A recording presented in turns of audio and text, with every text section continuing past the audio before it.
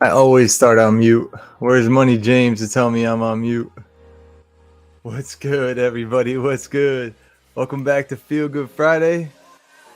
Right, right now. Gotta wait for that beat drop. What's good? I hope everyone's having a good day too. I'm feeling better now. I was just telling the homies, just had a rough day yesterday. I woke up early. Thought I was gonna get a lot of work done. What's good, Neo Sevens? What's good, South Cali guy? He was here early. Obviously, Havoc's here. The mainstays are here. What's good, guys? What's good? Oh, and ladies. Not Israel. I saw Mama Bear. So my bad, dude. Oh, let me move my water bottle out of the way. I got my grumpy pup who's got to go to the vet today, right behind me every time I move. Let me get closer to the mic. How's everyone doing today? Are we having a good Friday? Everyone say hi to everyone. Yeah, I was feeling rough yesterday, chat.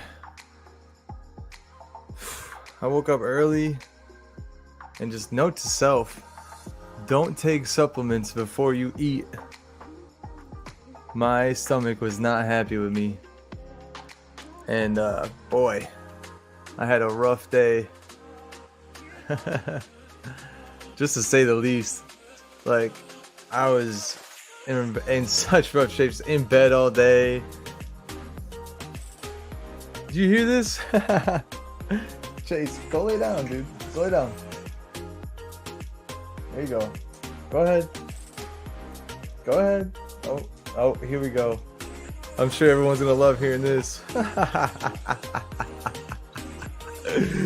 Yo, when you're thirsty, you're thirsty.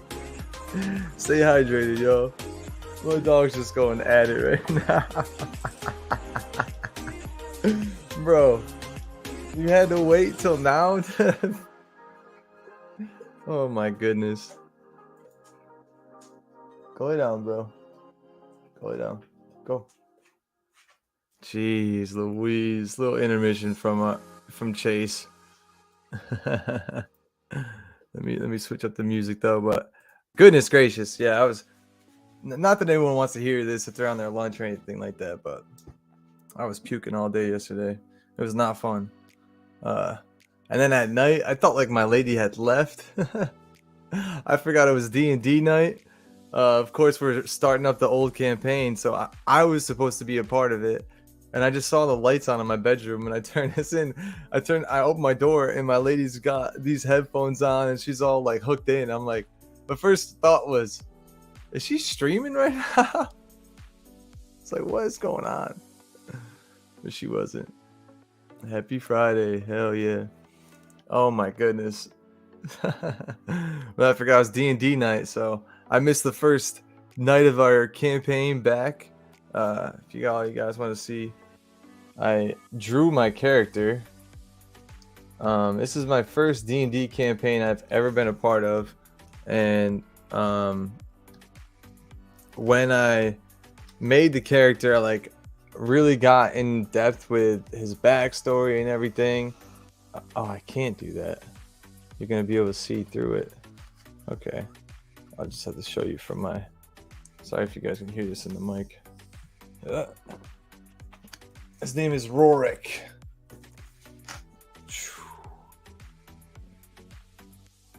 I drew his likeness.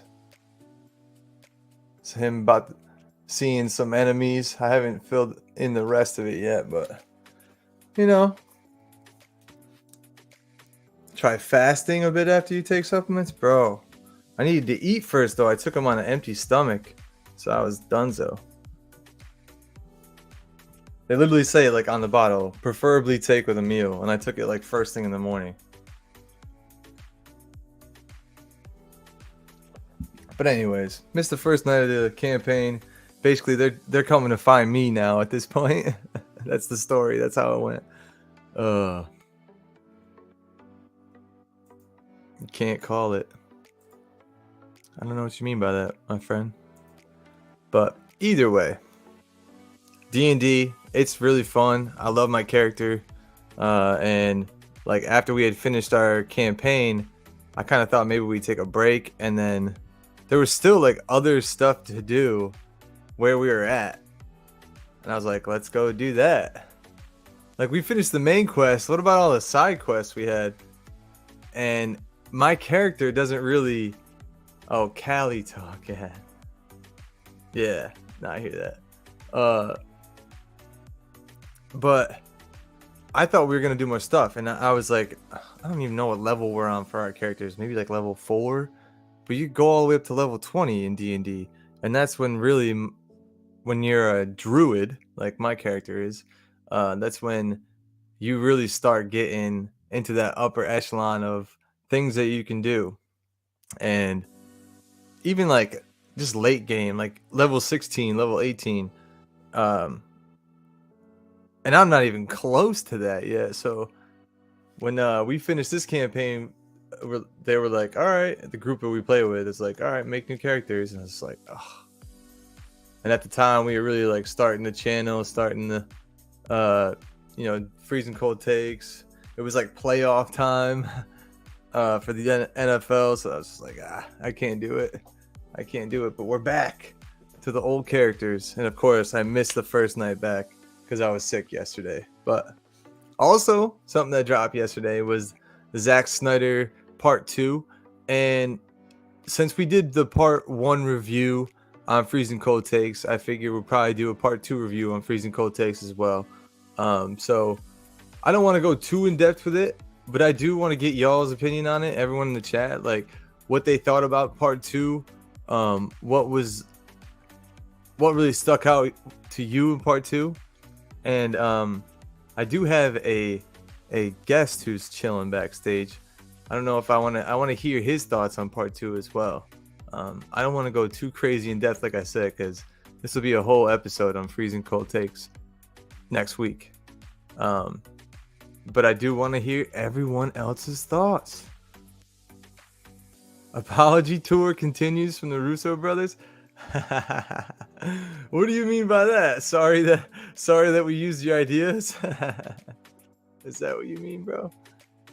And okay, my homie's ready. So please everybody welcome L freaking Necron, and let me get him on the screen. Bro, I gotta change this up. What up, homie? How you going doing? On, bro? Nothing much, man. Man, you know what I'm just here. Working and working and lurking. That's a good. There you go. That's what everyone does, basically, in Still Nation. Pretty much. Working and lurking. Yeah, I have. To tell you the truth, I had that on yesterday, but I was working. And it was kind of like I didn't really get to absorb it, so I need to watch it again. I'm probably gonna watch it this weekend when I can give my full attention. You get the time to, yeah. Yeah, because when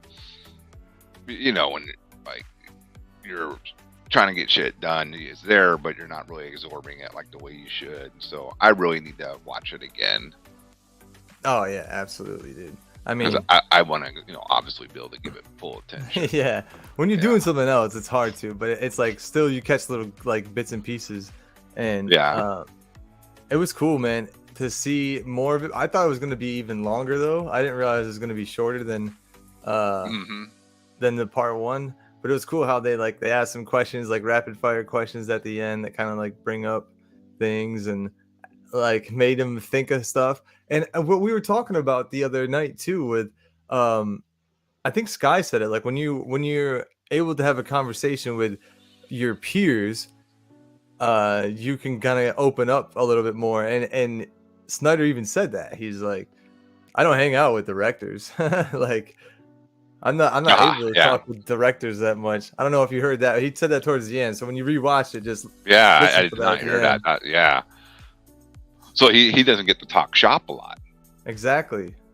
So that's kind of a cool little thing to know, because usually you would think people in their industries, hang out with other people in their industry. It's not like every damn day, but you get to talk shop every once in a while. I just noticed Zach was way more comfortable in that setting than I've seen him in prior streams Yeah, and stuff recently. absolutely. And when you rewatch it again, man, maybe you caught it the first time, but I listen to context clues as far as like when was this filmed. I'm still trying to kind of like figure that out.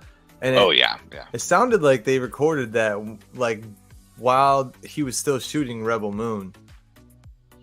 I did Although get that impression too. Like, he never mentions it. He never mentions the name of the movie. He's like, this movie that we're filming now, I needed like 100 guys. And I guess like they experimented with the whole like sound or the I remember catching that digital part. thing. Yeah. Yeah. Dude. How that kind of helped too. The shoot, what's that new technology where they can actually show the actors, the full surround Yeah. of the scenes or whatever, so they're not having like they were saying looking at a tennis ball or whatever. The focus. Right. That's Yeah. a monster. Yeah. That was so Okay. funny. Yeah. I mean, I'm sure for an actor that does really help. Yeah, dude. Yeah, absolutely. You try to you're not trying to visualize it. You're actually seeing what they're wanting you to react to. So I'm sure that's groundbreaking in that aspect of the filmmaking.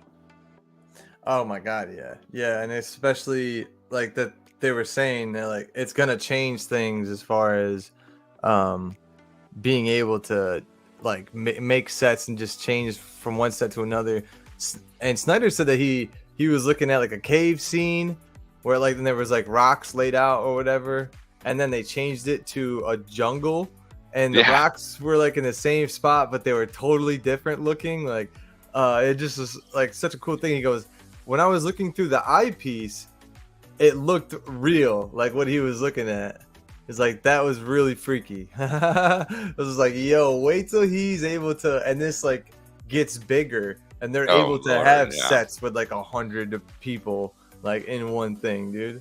And did you catch that part too, where he's talking about how the sets were symmetrical, so they could flip them and have a whole new set, but it's still the same set? Yeah, dude. I'm like, what the fuck? And it's funny that he said that he had never shot theater and he never like has or like directed theater, but that's totally like a theater thing to have the sets just on the other side of each other and just flip it around, like in an intermission and have a completely different set on the other side. Yeah, I mean, you have to maximize that. Right. Yeah. Hollywood like carpenters and like set makers, they are literally experts at making facades. So like, why not make two facades and just put them on each other and just make it like rotatable? Like, why not? And especially since like all they really needed was like the background to be to look a certain way because they're on like a planet, right? So it's like it just needs to look this way. But if we flip it and we shoot from a different angle, it looks like a completely different spot. Like there's so many tricks that you can play with film and stuff. I want to see those sets now, dude. I hope they do one of those like books, the behind the scenes, like they used to do with the Star Wars movies and all that. And you get, the making of or whatever. Yeah, exactly. I'm old school. I'm sure there's a thing called a YouTube documentary that they'll just come out with that does that. But you know what I mean? Yeah. I always like the dwell. I used to, delve into those books big time and like, get into the whole filmmaking process and all that. That was me cool too, thing. Dude. Yeah. Me too. Yeah. Especially like, when you had like mandatory library time as a kid in school and shit, I would always find those books. I'm like, those books. Yeah, like I'm gonna. Well, I mean, that's good though, because at least you're engaging in something that you really want to, and not just like, just over with.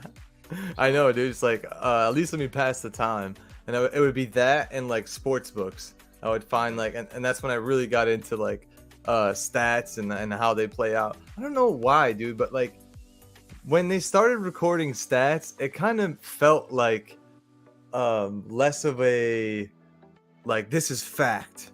It was just like, hey, he's done this before. Like it doesn't necessarily play out to where those having that good of stats like helps your situation in a certain like time of the game or area of play. But he's this good or they're this good. Like those are the stats. It wasn't like nowadays. It's like this is a fact, and here are the stats to back up like my fact, even though like whatever they're saying is an opinion. Yeah. I mean, You know what I like mean? back in the day, it was more like, did you win or not? Exactly. That's Stats were, all that yeah, that's all that stats were matters. secondary. You know, Right, to right. winning or not. I mean, yeah, you made this and that, and you know had the best winning percentage and the best field goal percentage and this and that, but you still lost. We still lost. Yeah, You know exactly. that winning was the key. You That's didn't get why. praised for much else. Uh-huh. Oh no. Well, you didn't get. I mean, No, unless you won like one of the other like prestigious awards of like defensive player of the year or something of that nature. But yeah, MVP. right, that Yeah, was the yeah. only other like accolade to have. It wasn't like, oh, you were the top scorer. Like, okay, cool. Like You whatever, were the dude. top scorer in the fourth quarter. Yeah, Give a right, right. shit. Who cares, dude? Who cares? No, absolutely. There was nothing else to be really praised about. And that's why I enjoyed looking at the stats, because it was kind of like, you would look at the winners and then be like, what did they accomplish? And then like they would put other stats up with like, okay, like Michael Jordan, his 3-point percentage was this, and then they would have like the other players in the league, and it would be like, well, who the hell is that? I would have to go through and like look at like Clyde Drexler, who the fuck is who, like, or whoever it was, you know what I mean? Like I have to look these people up. It was just it was so funny to know that like, oh, even though he wasn't the best at 3-point percentage or the best at this, like he still was the best player. No, like that's all that mattered. I thought that was really cool. But back to looking at books and look at the film books in the library. I hope that they make some kind of documentary, or they have to have behind the scenes stuff, especially on Netflix, dude. Like they're just content kings, so like they gotta just pump that out and have that. I'm sure someone else is recording all the behind the scenes stuff. Oh yeah, I mean, it'd be foolish of them not to. Right. People want to know what the hell went down on Right, Rebel Moon. Unless Zack Snyder, dude, just that name brings revenue. I mean, yeah, cha-ching, Zack Snyder. Yeah. Spell the S with a money sign. Ironically, Mr. Hollywood, right? What? How did this happen? I know. Yeah, I know. Never compromise. Oh man, my guy. So, Marcus said he's surprised that Zach decided not to use the volume tech for Rebel Moon, and he says he explains why in this interview. Is just because he was having like war scenes that just had hundreds of people, and it was just too hard with those symmetrical sets to like make it keep flipping it around and around and around and have everyone be on the same page for 100-person like shoot. So that's ultimately why he decided not to use it for that. There you go. Yeah, they talk a lot of behind the scenes of how they do improv and how to change things and the new technology. Yeah, it was really cool insight to see also how the Russo brothers did their like big superhero movies in contrast to like what Zach was doing, and how they were able to do things.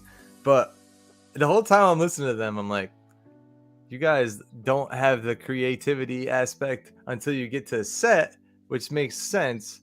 But like the whole idea of your story came from like other people and other writers, and I feel like that's where they don't know that those ideas were actually from Zach. You know what I'm saying? Like, Yeah.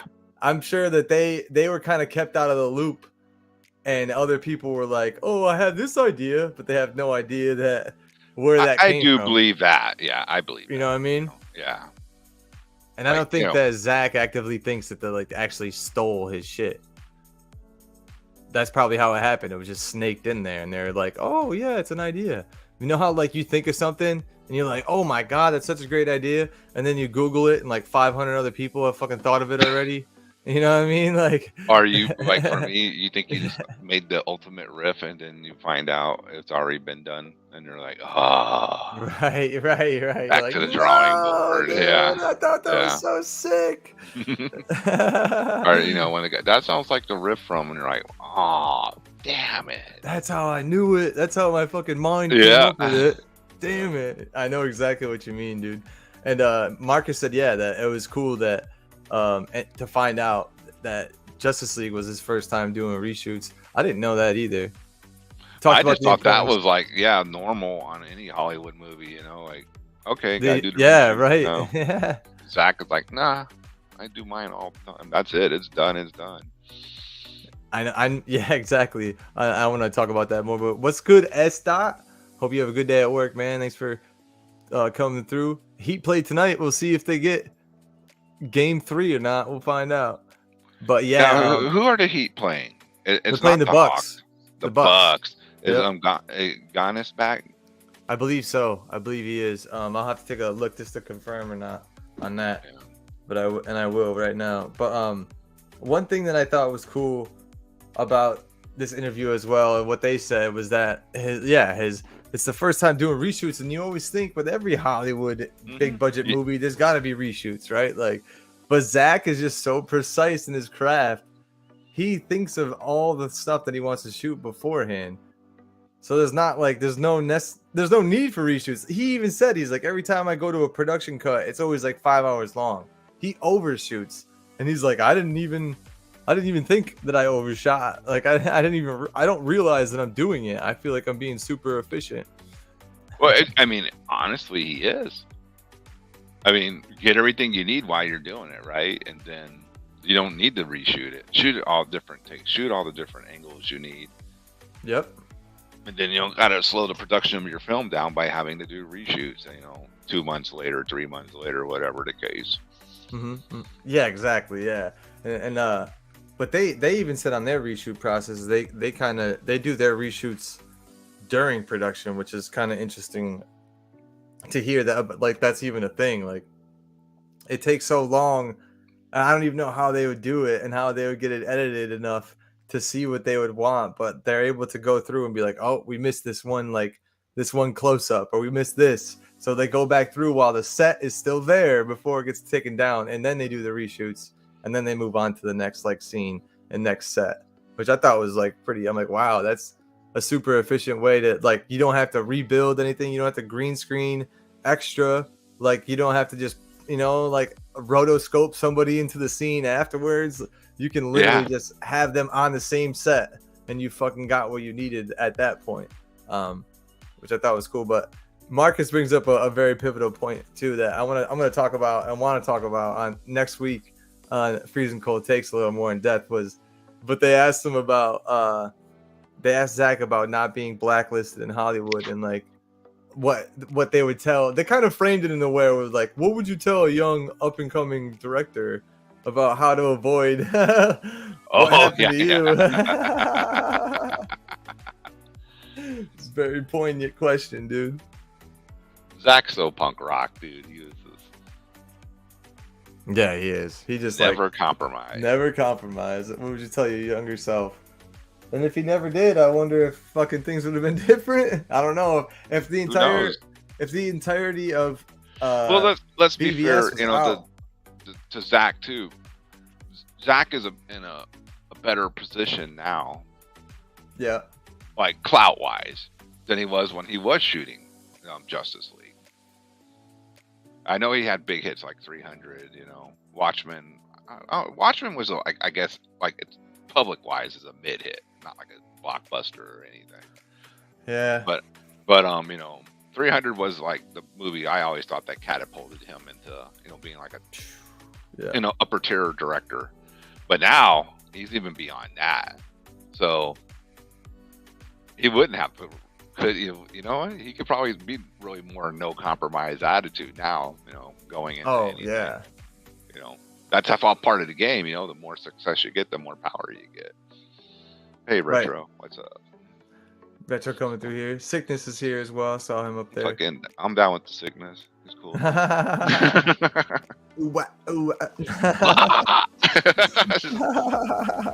Stop. Yeah, dude.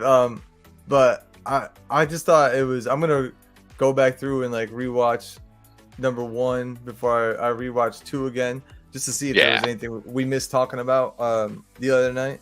But such a cool thing to see these directors chop it up like this, and Yeah, I'm not regardless of what you think of your, Marvel, DC right, politics, these guys are just talking about their profession. right. It's cool to hear, big directors, the Russo brothers and Zack sitting down talking to each other. That's still a cool thing. Oh, I know. Yeah. I mean, I can watch it, and that's honestly that's in the same frame of reference of what you just said. That's probably why I watch The Witching Hour, dude, and watch you and your friends and your compatriots in the Uh-huh. metal world talk about metal is because you guys are artists of the craft. You actually do the work it takes to produce it and all things from A to Z. And so being able to just listen in on that, even if I really have know nothing about it, but I enjoy the music, like it's very cool to listen to. And that's probably why I enjoy listening to it. You know what I mean? Well, yeah, I appreciate that because I try to, not just play songs, say that was a cool song. Right, right, right. I want to, actually, let people who, because the stereotype of metal is just a bunch of rah rah rah rah blah blah blah blah rah rah rah rah. Yeah, And to the yeah. untrained, simple mind, yes, it is Yep. that. You know what I mean? But there is a lot more involved. Just like on anything, I'm sure that people try to, talk about something to downgrade it, them to not really knowing what it's all about. There's a lot of like effort and recording Oh my God, techniques yeah. and in musicianship to be able to pull off playing some of this stuff, and then and just talking about the logistics of like playing a show, hmm flying across the country, playing a show with other people's equipment, and trying to pull that off and getting paid and all that. It's a whole world to itself, man. Oh yeah, dude. Going to Europe, I've hearing those stories is pretty cool too. Like Oh hearing you yeah, guys going overseas and shit like that. I was like, yeah, whoa. Europe or down in Mexico where things are on a totally different level, and you got to go. You're not going to be pampered. I don't want to change your whole show on this, but just like going Nah. commando. You got to go commando sometimes too, and just go in and deal with what you got. The cards laid out and make it work. It's fun. Yeah, hopefully having fun and making some money as well. Getting the name spread about the band. You're not just going there to Yeah. fucking have Well, a it was crazy funny ass too adventure. because like yeah, I played in America, and it's cool and all that. But like when you go to say like Mexico, it may not be like, how can I word it? Up there like in infrastructure wise of say like Yeah, yeah, it's of not. America. It's No, just not. be honest, it's not. But on the flip side of that is the passion level of the the fan base and all that, and the people who work so hard to make it work with what they got is That's true. amazing too. And you're like, damn man, these people are putting so much effort into this because they just love it so much Yeah, that yeah. like they find ways to make it work and workarounds. And I love that shit. I think that's cool, man. So I I didn't just think about respect that. anyone who has a lot of passion for something just to try to make it happen. It's like a person I usually will connect with. Oh yeah, dude. Yeah. Like they're passionate about their artistry, I guess, and no matter the circumstances they're under, they're still trying to do their art, do their part of trying to make a bigger scene of what, like a metal scene or whatever the case would be, like comic book artists or filmmakers or whatever. And that's why I think a lot of us in the cool table and all that and beyond connected with each other Yeah. because we Yeah, all have absolutely. passion about all these things that we're really into. Yeah, you recognize that when you're watching somebody else do things. It doesn't even matter if you necessarily like understand it, but if you see that someone's like good-hearted about something and they're just trying to help it grow and bring other people into their world, you can't help but like support it. You know what I mean? Yeah. Even if you have nothing in common with it, like It's kind of cool just to see other people doing something where the whole end game isn't about a quick buck. right, You know? exactly, exactly, yeah, yeah. Like we've never really cared about that, but like we want to get up to 1K in subs and shit just so we can get monetized and start making a little bit off of that. But like when we started this, that was never really like the goal or anything like that. We just want to have a community. It's obviously a nice goal to have, right? Like it's never Yeah, I mean, I'm not why gonna not knock grow. someone. Yeah, I'm not right, gonna like knock someone who makes some money off of their product, right. but you know what I mean. The whole end game shouldn't be is how much money can I make. Exactly, Yeah, exactly. Yeah, yeah. If you start something wanting to make money in it, it's never gonna work well for you. Like you have to be passionate about it and Yeah, actually exactly. want to like stream and want to and do all this stuff. Like the whole reason why I love doing this shit is for everyone's like reactions and being a part of this community, you know, like being able to make dope stuff and then seeing everyone just be like, yo, that's fucking sick as fuck. Like, yes, that's exactly why I do it. If you're able, like the being able to create something and being like, yo, check out what I made. And then having someone just be like, yo, what? You made that? It's like, oh yeah, dude, I made it. Isn't that cool? And like you're like, yeah, dude, let me see that shit. And they fucking take it and they spread it around. Like it's so dope to have that. And as an artist, like that's the whole reason why you do it, right? That's the whole reason why you create, is so that you could spread that little like, oh, look at this little piece of joy I made. And then other people can take it and spread it around. Like that's the whole reason why you do it. Even if it's not a joyful scene, like if someone like, oh, yo, this dude's tearing this person's head off and he's got a sword through his chest, like, oh, it's so sick. Check that out. You know what I mean? You know what I mean? No, that's just like awesome. Exactly. Yeah. Right. I mean, and then we all know, fucking dude, it ain't real or anything. It's, you know, it's art. So it's art. Yeah. And as long as you're creating art, like that other people can identify with, I think as an artist, that's what you do it for. Like obviously you start art for like selfish reasons because you want to just like create and you want to make things that you want to see. But when you make those things and other people are like, yo, that's so cool, you're like, it's such a good feeling. And I know that when you probably get that feeling more so, and at its greatest, when you're like playing on the stage in front of people and you just see them just losing their fucking mind to like one of your riffs. Like that's probably what it feels like its greatest point to you. Correct me if I'm wrong, but I imagine that's when it's at its height. No, I'm not gonna lie. Yeah, because you do put a lot of effort into it, and so when you see people receiving that same type of reaction and it pumps them up and they're like in the pit or, you know, headbanging or going crazy or whatever, and the crowd is like out of control, you have accomplished your goal. You know what I mean? Right. You know, everybody, it's like it feeds a whole kinetic energy with the band and the audience kind of are actually feeding off of each other. Right. And it's a great feeling. I ain't gonna lie, you know? Hell yeah, dude. No, but that's exactly what, like, that's what being an artist is. Like, you're able to create to connect with other people. So, you know, when Zack Snyder's sitting in the movie theater and, you know, Batman or Superman does this cool move, or Aquaman, whoever, you know, and the crowd, cheers. You know, they're like, oh, yes, you know. Like, oh, my God, yeah, dude. You know, like, exactly, you know, what they wanted to achieve, you know, and then it worked, and it got the crowd pumped up. It's got to make them feel good. Same effect. I imagine if I'm Zack Snyder and when the IMAX is finally shown in a couple weeks, and you get the crowd's reaction for Zack Snyder's Justice League and IMAX, I imagine he's gonna cry, dude. Like I would. As a fan, I'd probably cry. Just like, oh my God, we're finally seeing it. He literally shot the movie to be shown in IMAX. Exactly. So, what was it, 4:3 or whatever the ratio is? Yeah, whatever that ratio is. I think it's 4:3 if I'm not mistaken. So yeah, and then to hear all his fans cheering for it, and man, I'm sure he's gonna be a proud papa, you know, like. Oh my God, as he should be, man, as he fucking should be, and I hope it's that Green Lantern scene, bro. I want to see that so bad. Oh man, I mean, if that goes down, I have a gut feeling it is, just, you know, because he's gonna, you know, Zach, he's gonna do something special for his fans.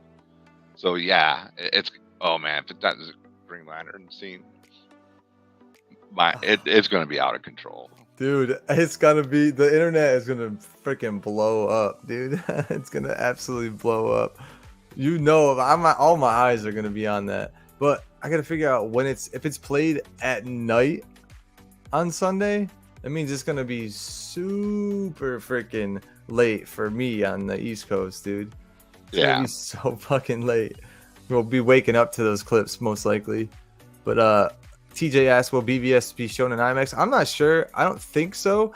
I mean, they could show it in the IMAX ratio, but it's that is still going to be shown at the academic, a normal theater, whatever it is, San Diego Art Institute. I don't freaking know what it's called. Yeah, I don't know. What Pasadena set Art up College. for. Yeah. I forget what it's called, but it's going to be shown at the art college.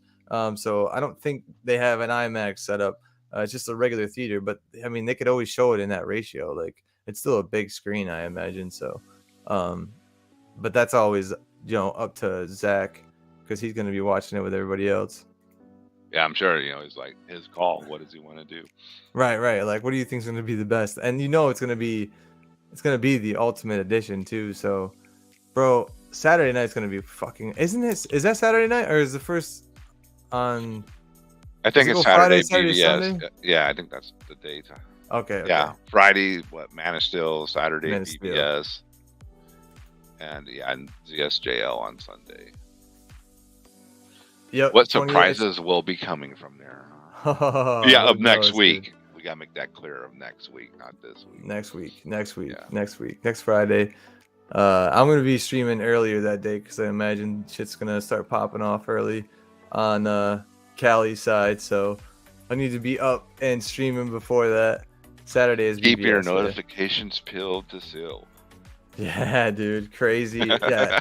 I want to hear. Subscribe to Sil Abdul if you haven't already. Yeah, which would be totally bizarre if you're watching our show and you haven't subscribed. You're not. But if you haven't, you need to because he will be reporting live, and I'm sure he'll have plenty of surprises. Plenty, dude. Absolutely plenty. So, I want to move on quick to the first round of the NHL and NBA playoffs. I've been catching games in and out, but I watched all of the highlights for the NBA games last night, and it was freaking crazy, dude. A lot of ones closer than you would expected, huh? Yeah, dude, absolutely. And I did not expect either that. I forget that the NHL is going on at the same time. Now, let me see if I can get us over here. Boom, there we go. So this is the NBA last night. I don't know. Did you catch any of the highlights for the NBA games last night? Yeah, I did. And I even watched the Clippers Suns game. Okay. So I saw some of the highlights at halftime and all that for another one. So TJ says that the 76ers are going to sweep. That's hilarious, dude. We'll see. They might. They're up 3-0 already. Yeah, they had a rough go of it last night, but they won.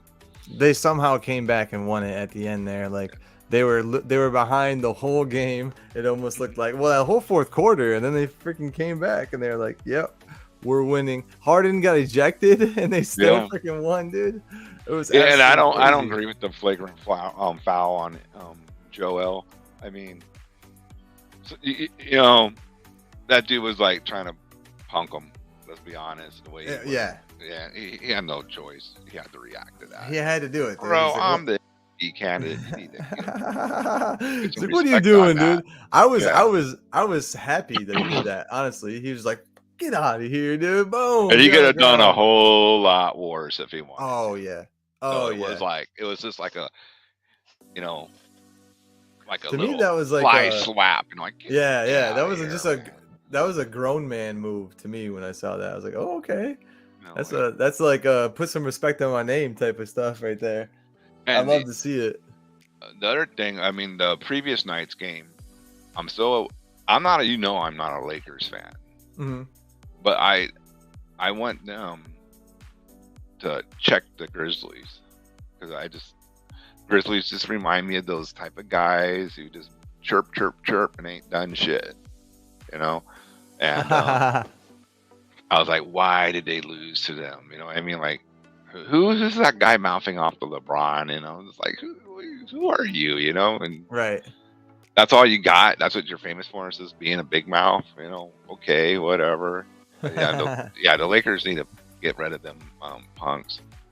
I would like to see the Lakers win it just so they don't get first round one and done. But I totally hear where you're coming from too. It's like, who the F are you? But I haven't watched any of the games yet. I know that they're playing tonight, so I'm gonna be watching that tonight for sure, dude. For sure. Yeah, or do they play tonight? No, tomorrow night. Tomorrow night they play. AD just needs to show up, man. He does. Yeah, he does. LeBron's just killing it. I ain't gonna lie, for his age, dude, and not even for his age, for anybody. Oh, just doing good. Yeah, he's still Yeah, just he's playing killing good. it. Yeah, he's killing it. Yeah. And South Cali guy is a Kings fan. Is that are they the LA Kings? Is that who it is? The Yeah. LA Kings Yeah. for hockey? Yeah. Okay. Yeah, I don't know much about hockey. I have to be straight up. Me either. I'm just being in Tampa Bay. I've been ingratiated as a Lightning fan, and back in 2018, before they won their first Stanley Cup, I was actually able to go to the Eastern Conference Finals. One of the games there when I visited, and it was absolutely fucking bonkers. I've been to I've been to hockey games, and they Okay, are fun. Yeah. Dude, they're crazy. It's a completely different beast being there. Yes, dude. And they can they project things on the ice because it's just like a big whiteboard, it's a big projection screen. So like they had this whole show like on the ice where this dude was going back and forth. Like I can't even describe it to you. And then they in the Tampa Bay Lightning Arena, they have this big thing that comes down and just shoots like electricity, like static electricity off. And it's just it was out of this. That sounds cool, dude. It was a wild experience. And my buddy, when we bought tickets, I flew into town. We didn't expect to, but I remember we were walking downtown. I'm like, yo, what's going on right now? He's like, oh, that's right, Eastern Conference Finals game is happening right now. And I bought us tickets and we went. And he's like, dude, where we're sitting, we're going to be right in front of the static electricity thing. I'm like, what are you talking about? Yeah, like what? And then somebody scored a goal, and this fucking thing comes down. It's like right in front of our view, and it's just like all you hear is just as it's on, like just shooting electricity out. I was just like, yo, this is different. This is totally different. I've never been. That was my first time at a hockey game. And it's like a rock concert, heavy metal concert type of thing or something. What's going on? I was like, what the hell, dude? This is crazy. And everybody, I mean, we were up in the nosebleeds there, but not a seat was empty, and everybody was just hyped the F up. And we went to a hockey game last year as well. It was just earlier, like during the season, but still same deal. Just absolutely packed to the gills, sold out stadium, people going freaking nuts. Like I'm surprised at how big of a hockey town Tampa Bay is, but it is. It just is. It's so wild. Well, I mean, if you win a title, that changes everything, no matter what city you're from. Oh yeah, no, I hear you. But they were a hockey town before they were in the Eastern Conference Finals, mind you. But then they went back to back. Like when I visited, I didn't know who the Bolts were. Like they say go Bolts. It's the Tampa Bay Lightning. But like as I'm like flying in, all you see on every building, parking garage is just go Bolts sign, go Bolts, go Bolts. I'm like, who is this? What team is this? Like I've never. And then my college team. Yeah, like what the? I'm searching up like USF. I'm like, no, it's the Bulls, like the Florida Gators. What is this? The Bolts. But yeah, man, it was quite the experience. For hockey is just a very cool experience. So if you're watching all these games that we have up, and maybe you get bored with one of those tonight, because like tonight's game, I don't really know like which one I'm not looking really forward to any of these games. The Nuggets I feel like are gonna win pretty handedly. Maybe the Knicks versus Cavaliers, that might be the biggest or the closest game, but at the same time I don't know any players on either of those teams, so it's like I don't really care about that. I'm probably gonna be looking into the hockey games and just seeing how those are like hyping out. Like, is it going to be close? Who knows? But yes, before hockey last night, these games were freaking sick. It doesn't look like it with the Warriors like winning by so much, but the game was closer than the final score. Yeah. And then obviously the final score, the 76ers and the Suns, you see how close of a game it was there for each of those. And as TJ said, that the Clippers almost got one without the claw. What happened to the claw, dude? I just didn't I missed that. I was sick all day yesterday, so I don't know why he was out. Kawhi Leonard, one of my favorite subjects. Yes. He did a typical Kawhi move. Yeah, when you really need the guy, he turns into Houdini. Yeah, dude. Everything's fine the day before. All of a sudden, sorry, bro. Can't play. What? You just scored 30, 10 rebounds. What's going on? I don't know, man. I got a little bruise on my knee. I'm gonna have to go ahead and sit it out, and I'm gonna have to, play the game of like, you see how valuable I am. You know, It's so whack, what are you gonna do without me? Because well, let's see, let's find out. Oh, you lost. This dude's been doing this crap since he was in San Antonio. And I used to be one of the biggest Kawhi Leonard fans you could have, right? Well, he was my home team. He Right. was he was enshrined to be the next one after, the Tim Duncan, Manu, and Parker and all them were leaving out. And of course, he decided to take a year off. And then when the team finally got the audacity to say, "Can you give us a real date of when you're coming back?" He demanded a trade. So Then whack. Yeah, he demanded a trade. Like, how dare they ask me when I'm going to actually come back? Well, they were trying to get up for a playoff run. That's why they wanted to know. National media made the Spurs look like the big villains, that they were trying to make them play hurt, but no one knew what the injury was. Still don't really. Yeah, no, there's never been. Yeah, no, this ain't load management. And that was another thing that would drive me crazy about that. They would say, load management, the Spurs, trying to force this guy to play. Which team started load management? The freaking Spurs. They were the load management kings. They would never, in their right mind, force any player to play until he was 100%. Look how they treated Duncan. Look how they treated Ginobili and Parker. So that whole thing. Yeah, I remember Skip Bayless calling number two. Yeah. Me and Skip agree with Kawhi up until he tried to become a Kawhi fan again for the Clippers. And dude, let's talk about Kawhi's championship in Toronto. How lucky was he? He didn't have to face Kevin Durant. He was out injured. What a real injury. So no Kevin Durant in the East, right? To worry about or whatever. I think he was still in the East. Maybe he was. I don't remember. Who was he still? No, he was in Golden State. Warriors, yeah. He came Golden back. State, they were came wiped back. out. Was going off. And then he did it again. He got injured again. Yeah. Yeah. But then there was no Steph Curry in Golden State. I mean, Golden State was depleted. And no Steph. Who was the other guy that was out there? Second best player. Klay Thompson. He was out too. Yep. I mean, what a cakewalk! The top three of Golden State are out. Of course, they're gonna win. They're playing against their bench. Give me a break. But there was somebody. Yeah, I know. Yeah, I mean, it was the luckiest title in the world. For him, everything just fell magically in his place. See, the Spurs were stupid. They shouldn't. Dude, no. Anyway, yeah, he pulled a disappearing act on his team again. Paul George, whatever you want to call him. He's always injured, dude. He's another one. He's gone. The worst, dude. I mean, what a crappy set of superstars to have on your team, because you can't depend on either one of them. At least if you had one you could depend on, you'd be like, all right, well, at least we still got this guy. We can count on him.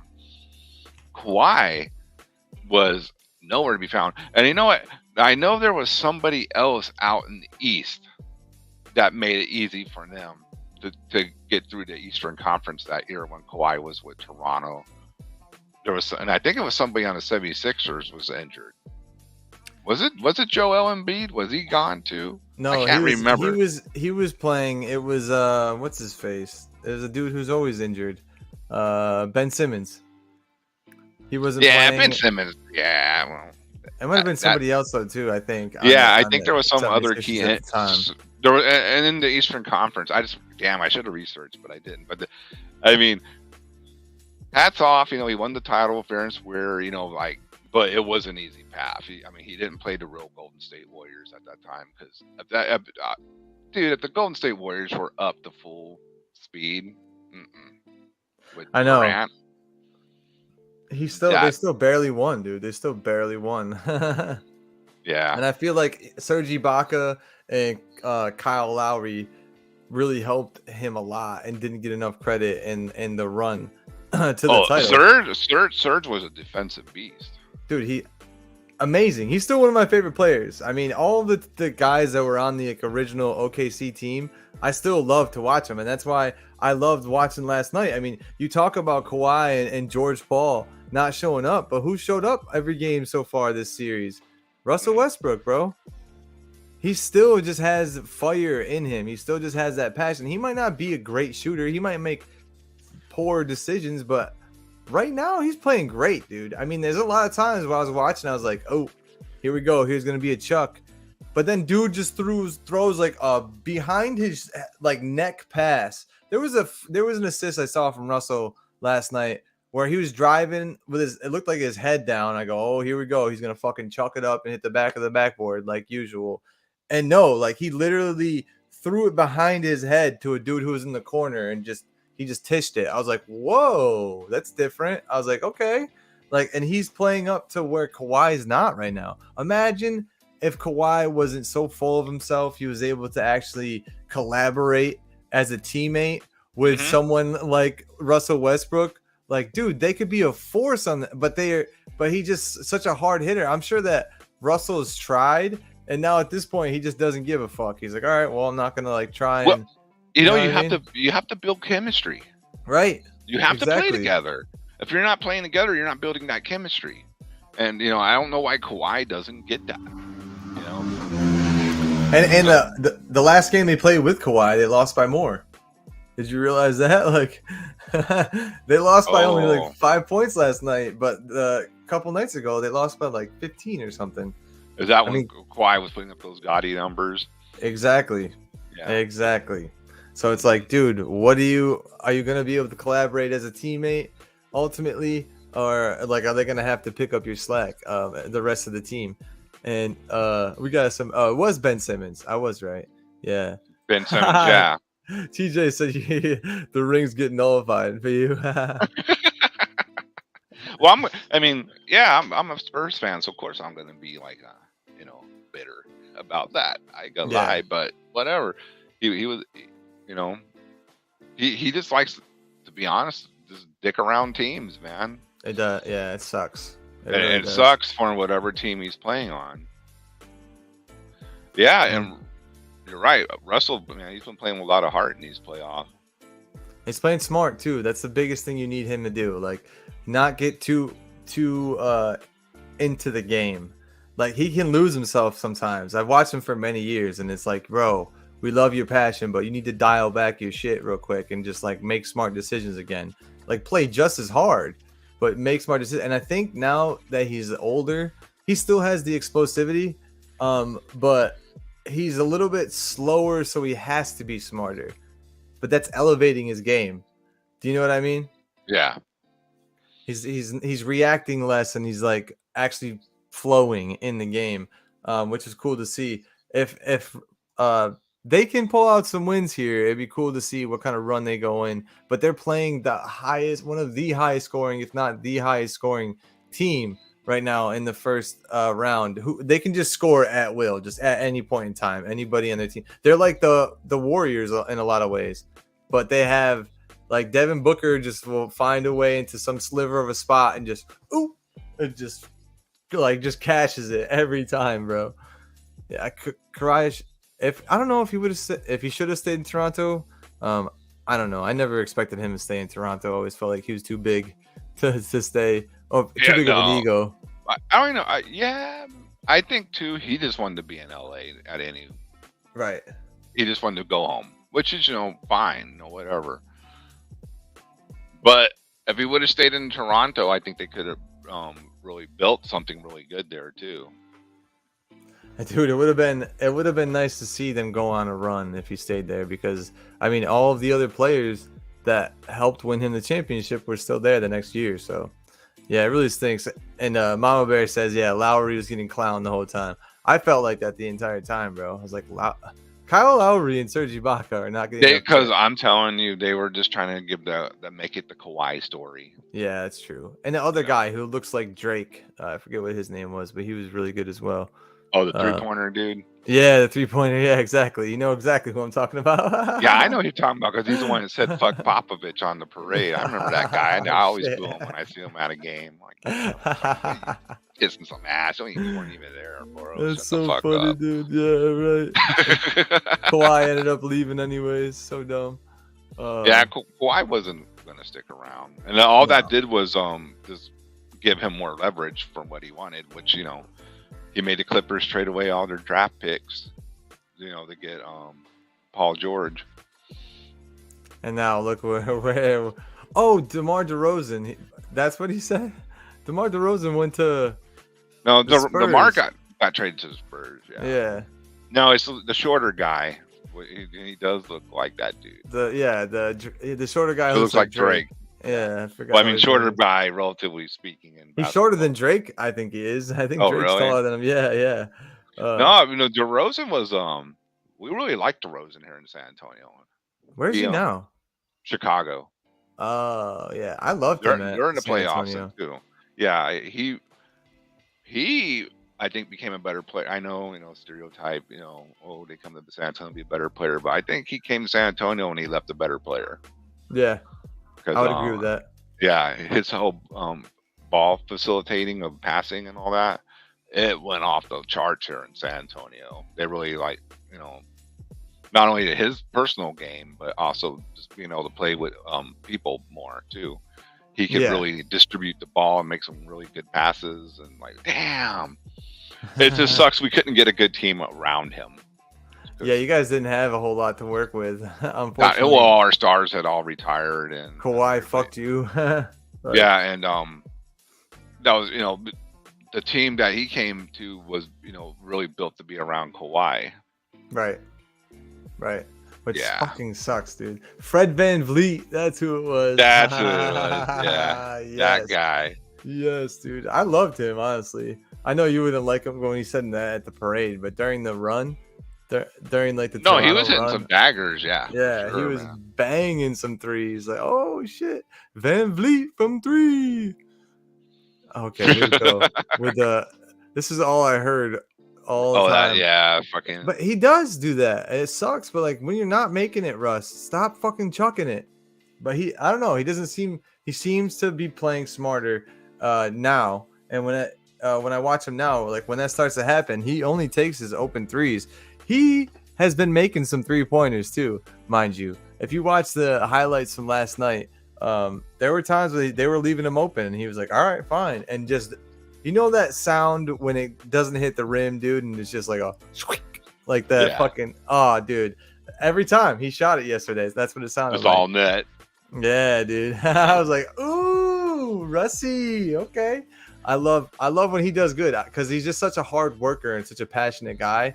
And he's a good father and just a good dude. Yeah, he says some dumb shit and does off the court, maybe ruffle some feathers by some of the things he says, but I still think he's such a great guy and such a hard worker. I just want to see him succeed, and I want to see him get a ring, and because he's never tried to do it the easy way either. He's always wanted to work for it and wanted to build a team.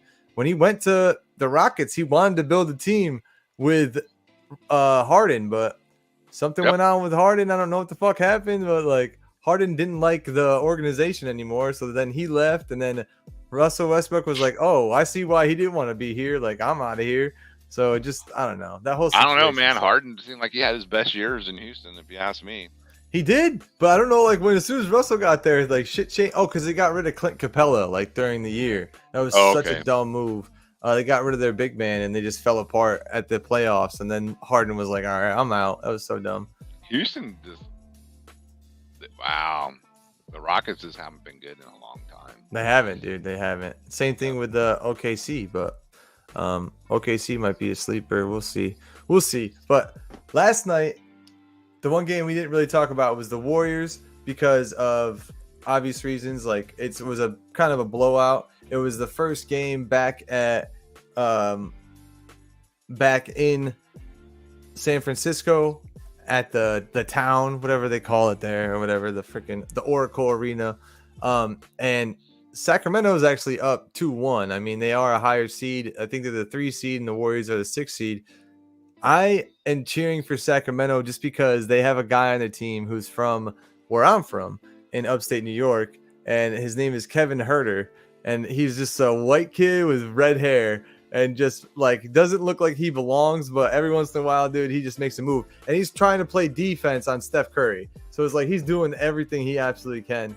And then he had a couple of trays last night and one baseline drive where he went up and around the fucking hoop and made it on the other side. I'm like, okay, Kevin, okay.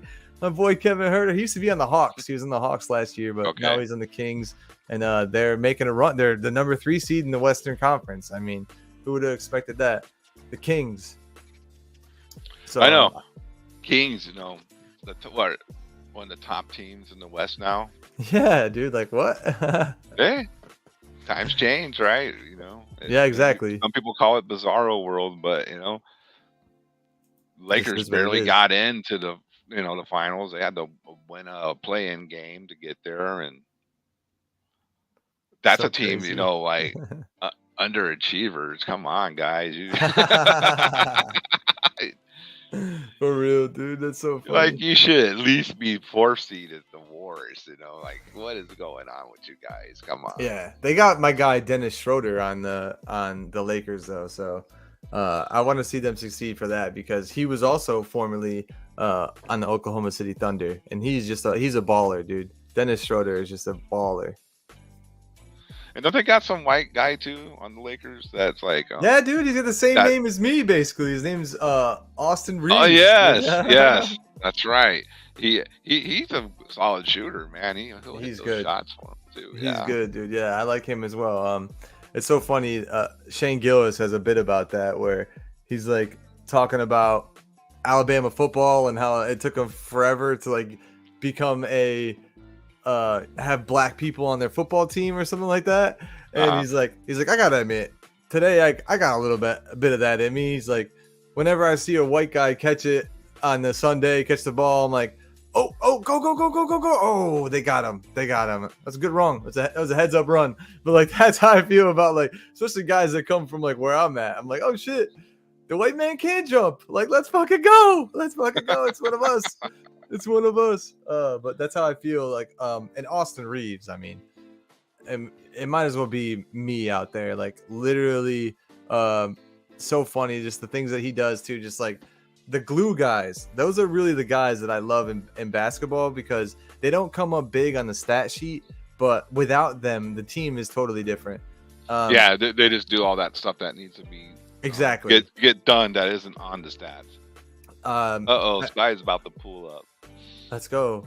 Is he about to? Yeah, I want to hear his takes on all these. Bro, I gotta be out in like 10 minutes, Sky. So it's gonna be a quick little intro and outro. I gotta go get my pup to the vet. But anyways, with all these teams going off right now, tonight, like I said, I don't know if I'll be watching. And someone said, you don't know who Jason Tatum is? Yeah, no, I know. Of course we know. On the Celtics and the people on the Nuggets and the Timberwolves. I'm saying the Cavs and the Knicks. I don't know anybody on that team right now. To be quite honest, I don't know. The East is really, obviously, I don't pay attention to Me much. either. So it starts getting a little later in the rounds. So, but the Knicks and the Cavs, but aren't the Cavs like a good seed? Like, aren't they playing well? Like, yeah, they are, dude. I'm gonna check that right now and see who's. Yeah, man, it's weird. I have no idea who's on the Cavs. Yeah, to be honest, I really only follow like maybe the Celtics because Derek White went there, and he's been balling, man. And it's either okay. Let me tell you, there's kind of like a little personal controversy in the Celtics and Hawks because you got 2 ex-Spurs guys who were actually before they got traded were kind of like trying to be the number 1, number 2 guys. DeJounte Murray is on the Hawks, and you got Derek White, who was on the Spurs, is on the Celtics now. So it's a good little.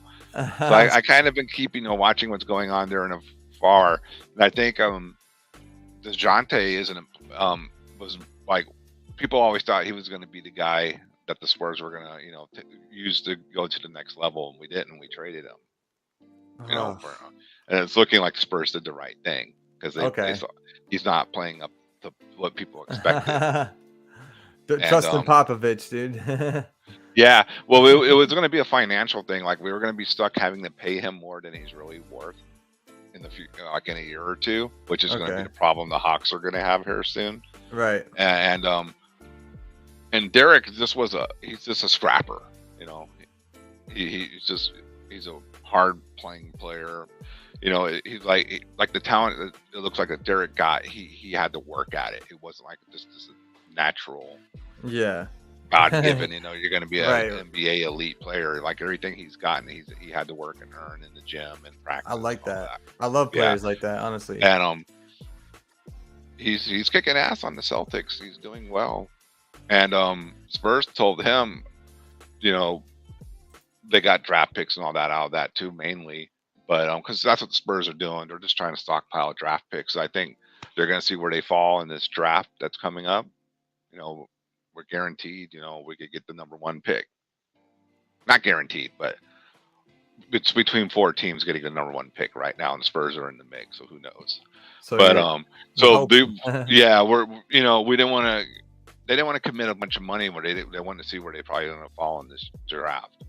Right. It makes sense. I mean, you're not then going to all win these- now, anyways. Yeah, and they're holding on to all these picks probably from future moves, whatever they got to do, maybe to build around this draft pick that they're getting. So I'm sure like I'm the only Spurs fan in this whole thing, but that's why, anyway, that's why I'm watching the Celtics Hawks because those two guys. I want to see. They got Spurs people on there, yeah. Yeah, absolutely. And DeJounte's still taking shots at Spurs in subtle ways and all that. It's like, man, this dude can't stop. He's like becoming Steven Jackson Jr. Ooh, Yeah. Steven Jackson Jr. That's kind of almost high praise there. Well, yeah, but not from a Spurs angle because Steven Jackson Yeah. just slams the Spurs all the time now. Even though we got him a title. Steven Jackson thought we should bench Ginobili and play him. Yeah, that's a dumb move. Yeah.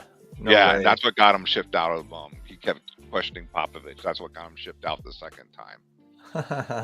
Like, bro, I mean, they're good, but you're not Manu good. Come on. Yeah, Manu Ginobili's a freak, dude. It makes no sense how good he was. Yeah. The things that those players could do, dude. Just like the English they had on the ball, the control they had, the vision, like there's so many stupid like moves. Oh, and then of course you have the classic clip of Manu Ginobili. I think it was Ginobili. He smacks the bat out of the air in the arena. Yeah, yeah, I totally remember that. I'll never forget that shit, dude. Dude, they had so many cool bootleg shirts on street corners in San Antonio, calling them Batman. Smacking the bat in the Batman costume and all that. Yeah, it's so fucking great, bro. Yeah, they were making a good little fortune off of those bootlegs, man. It was just what a period of time that was. So I'm looking to seeing the Spurs get back into prominence. I think they're doing the right thing. But how much time does Popovich have left? That's also another question. Yeah, I think he's just trying to set them up so they'll be in good shape. And then he can retire. Then he'll retire. But you never know with Pop, man. We thought he was gonna retire 2-3 years ago, and he kept going. He's like, no, I'm still going, mother effers. But tonight's gonna be fun at least to flip through these games because at some point they should all be on at the same time. Like the end of the Celtics Hawks game will probably be right around the start of the Nuggets Timberwolves game, and at that point the Cavs and Knicks game will already be going. And like I said, there's still NHL on later too. I do want to show this one clip because I talked about the glue guys, right? Yeah. And how those are my favorite people to watch and how they're usually the unsung heroes. There's a guard named Donovan DiVincenzo, I believe his name is, who plays for the Warriors currently. He's been shipped around. He's kind of like Kevin Huerter, where he started with one team. I think DiVincenzo started with the Bucks. He's been to the Kings, like been to other teams. It kind of gets shipped around, but they have a spot on NBA teams because they can get along with other people so well, and they can get along with other teammates, and they just fit in and they become a glue guy. And every once in a while, these glue guys, they make a play that surprises you. They don't do it all the time because they'd rather give the ball up and they'd rather like make a play for somebody else, because that's kind of like, that's one of my favorite things to do. I'm a glue guy myself, so I know that's how they think. Is like, if you can thread a pass through 3 different sets of legs and set your guy up for a wide open shot, like you'd rather do that than take a wide open 3. Like I'd rather freaking thread the needle and hit my guy where he didn't think he was gonna have the ball and he just goes up, and dunks it. I'd rather do that. But every once in a while, when the shot clock is getting winding down, like you find yourself in a spot as a glue guy where like, oh, I'm taking this. All right, well, this is how I'm doing it. And right as Skywalker runs in, let's play this clip real quick. Michael Green, dangerous pass. Here's Moody. Comes up short. Wiggins, offensive rebound. Shot clock is off. Warriors could get the last one. DiVincenzo, 2-1. DiVincenzo. Oh, what a finish! A double scoop from Dante DiVincenzo. Warriors close on a 6-0 run to finish the quarter. The 2023 NBA playoffs, presented by Google. Yep, plays like that can ignite the team, man. Dude, end of the first quarter, just Man, that was bullshit. That was the craziest double dribble I've ever seen. Welcome to the it wasn't NBA. a double dribble. Go look at Bruh. the replay, bro. That was a hezzy. I That was did. a hezzy crossover. Bruh, that was bruh. He touched the ball with both. You can't do that, bro. You can't do that. That was not a hezzy, bro. That was not a hezzy. You gotta look I at it am from the hezzy. I am the hezzy god, bro. I'm telling you, bro. He didn't have his other hand on the ball. It just looks like he does. I'm telling you, Bro, I do that move all the time. He did. It was a hezzy.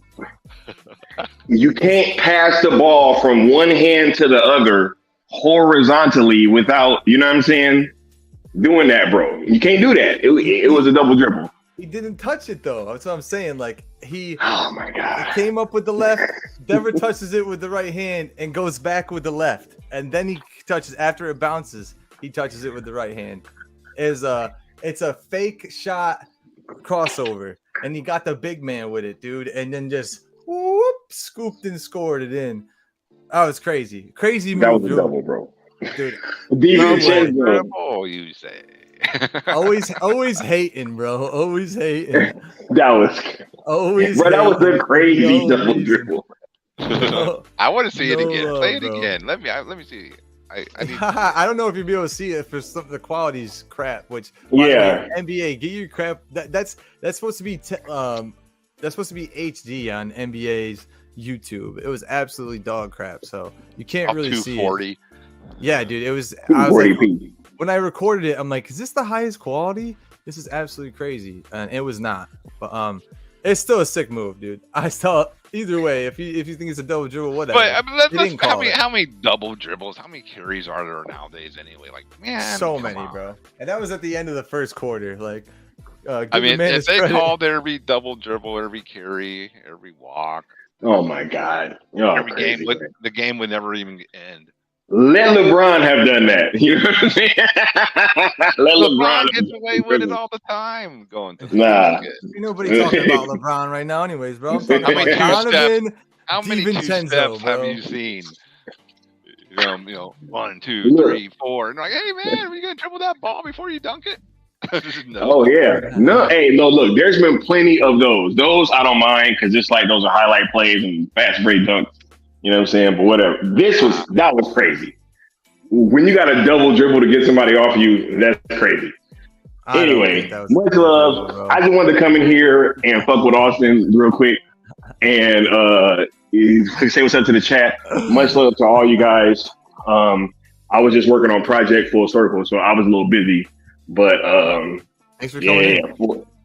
yeah. Yo, man, you already know I couldn't miss Feel Good Friday completely. Nah, I feel you, dude. Are you looking forward to Had to any of make these a games cameo up in tonight? here. Are you looking forward to any of these games tonight or nah? Yes, I am, but I'm not gonna be able to. Like, I'm going to go see a movie later. I'm going to go check out the new Evil Dead Rise. Oh yeah. Rises. Tell me how that is, dude. Yeah, do going a review out of theater or something for us. going to Alamo Draft House. You know what I'm saying? So, Ooh. oh yeah, this should be a nice night. And You're I'm gonna enjoy it regardless. yo, like that movie. Yo, I have said it. That trailer. That's one of like the craziest horror movie trailers I've ever seen within the past, like maybe even ever. That's like probably one of the best horror movie trailers. Yeah. That first one, that drop. And so I am really looking forward to seeing this movie. I think it's going to be pretty good. I'm a big horror fan. She So says some pretty mean stuff, man. The evil mama. oh yeah, I saw a little clip, but I'll have to check out the full trailer. That sounds like fun, dude. yeah. Watch that first trailer, bro. That first trailer is like that's one of the best horror movie trailers I've ever seen. Honestly, ever. Like it like really creeped me out. So I am really looking forward to seeing that movie tonight. Word. Well, dude, thanks for coming through here. I would love to fucking sit and chat more, but I have to fucking go. I have an appointment for the puppo. So do you have anything you guys wanna promo before the weekend starts? Necron, go ahead first. I know you got Witching Hour tonight, right? Yeah, Witching Hour, 10 p.m. Central Time. I'm gonna have a guest on who played a big festival up in the Chicago area. He's gonna talk about it. My friend Jeff plays nice. Imprecation and Trenchant, 2 bands that played. So we'll be doing that, and of course the music as well. And what time's that start? Later on tonight? 10 p.m. Central. 10 p.m. Central. 11 p.m. Eastern for all the Eastern Seaboard folks. And where is that? 10 p.m. Pacific. Yeah. Okay. 10 and what you got coming up, Sky? Man, stay tuned. There will be some announcements coming soon from some of our platforms regarding the hashtag sale campaign. We were going to do night shift last night, but some more things came up, and so that is going to happen on Sunday for sure this time. Though, like we gonna log back in with y'all, and yeah, just pretty much make sure that you're following me everywhere. And then you're subscribed to the channel because we got a lot of dope stuff coming for you guys. Yeah, dude. Gonna be a busy weekend for the Syndicate Network, Still Nation, Mikey Verse, Cool Table. The calm before the storm, because next week is gonna be insane. Next week's gonna be fucking wild. It's gonna be a good time though. So everybody, thanks for coming through. Feel Good Friday, another one, a quick one, in and out. And I'll let you know how the checkup goes for the boyo. He's actually chilling right here. I don't know if you can see him. Look at him. Oh yeah. What's up, Chase? Say hi. Oh, you can't see him. Say hi, buddy. Oh, there he is. Yeah. Hey. He's like, what? What's that? He's like, what, dude? What? All right. He's like, oh man. Hey. Yo, much love to everybody that showed love in the chat too. I see you guys. Absolutely, bro. Absolutely. Yeah, chat's been great. Sure. Everyone's got to say hi and bye real quick. Thank you guys for all coming through. We'll be back at it. If not, Sunday, early morning Sunday, to talk some football and talk some football news. I do want to get back with y'all about that. Maybe we'll just talk about the playoffs. Maybe this Saturday night. Dude, there's a lot of big games tomorrow, so I would like to go over those as well. So I'll probably do that Sunday morning. If not, we'll be back Wednesday night to go over part 2 of Zack Snyder on Pizza Film School. So make sure you watch that, Necron. I know you already watched that, Sky, but Necron's like, I watched it during work. Now we gotta watch that back, and because there's some little tidbits in there, and we didn't even talk about the whole 80% revenue thing with BVS. But oh man, let's not open a can of worms right now. So everybody, from me, Necron, Skywalker, and Leon, wherever he is in the ether, the rest of the cool table, we appreciate y'all for being here. Until next time. It's been a Feel Good Friday.